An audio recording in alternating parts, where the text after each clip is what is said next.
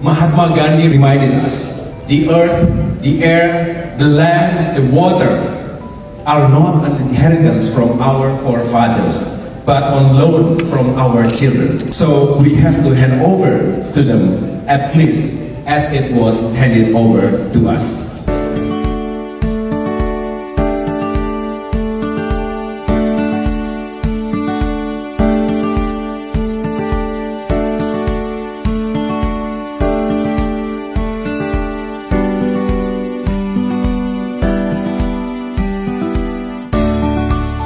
By 2050, we will have to deal with land and water scarcity. This year's overall theme, Water for Shared Prosperity, is very relevant because it embodies at least three interrelated principles. First, water management. The scope of genuine prosperity also includes the state of success, happiness, and health. My second principle, fair accessibility, which is a manifestation of interspatial sharing.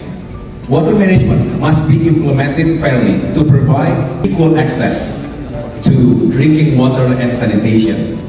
And the third principle is sustainability. It is the manifestation of intergenerational sharing. We want our children and our children's children live in a healthy, sustainable, and livable planet.